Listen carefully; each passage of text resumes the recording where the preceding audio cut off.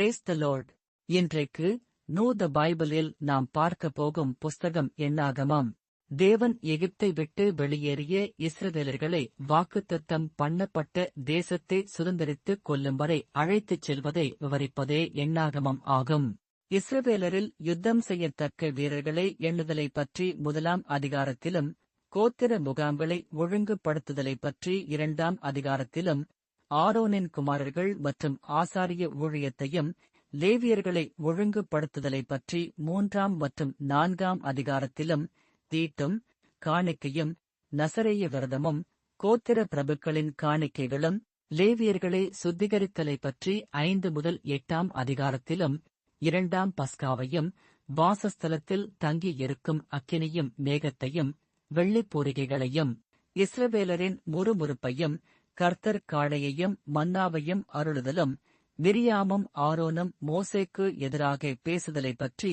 9 முதல் 12ஆம் அதிகாரத்திலும், 12 வேவுகாரர்களும் அவர்களுடைய செய்தியும் இஸ்ரவேலரின் முறுமுறுப்பும் முறுமுறுப்பின் தண்டனைகளும்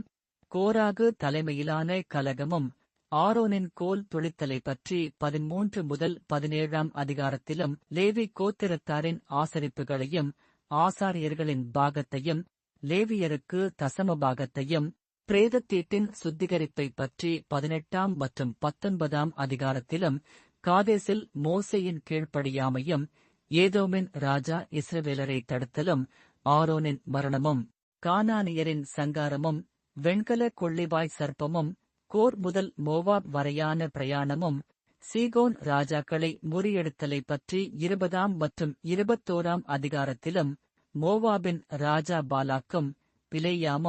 பிலேயாமும் அவன் கழுதையும் பிலேயாமும் அவன் தீர்க்கதரிசனமும் பற்றி 22 முதல் 24ஆம் அதிகாரத்திலும், பேயோரில் வாதையைப் பற்றி 25ஆம் அதிகாரத்திலும், புதிய தலைமுறையின் மக்கள் தொகை கணக்கெடுப்பை பற்றி 26ஆம் அதிகாரத்திலும், யோசுவாவை தலைமையேற்க அபிஷேகம் செய்தலை பற்றி 27ஆம் அதிகாரத்திலும், காணிக்கைகளின் ஒழுங்குமுறையைப் பற்றி 28 முதல் 30ஆம் அதிகாரத்திலும், மீதியானியரை பழிவாங்குதலும் கொள்ளையிடப்பட்டதை பங்கிடுதலை பற்றி 31ஆம் அதிகாரத்திலும், ரூபன் காத் மற்றும் மனாசேயின் பாதி கோத்திரத்தாரை யோர்தானுக்கு கிழக்கே குடியமர்த்துதலை பற்றி 32ஆம் அதிகாரத்திலும், பயணத்தை திரும்பி பார்த்தலை பற்றி 33ஆம் அதிகாரத்திலும், கானானை பங்கிடுவதற்கான விதிமுறைகளைப் பற்றி 34 முதல் 36ஆம் அதிகாரத்திலும் பார்க்க முடியும். இதுவே எண்ணாகமத்தின் சுருக்கமாகும். மீண்டும் புதிய புஸ்தகத்தின் நோ த பைபிளில் சந்திப்போம். கர்த்தர் உங்களை ஆசீர்வதிப்பாராக.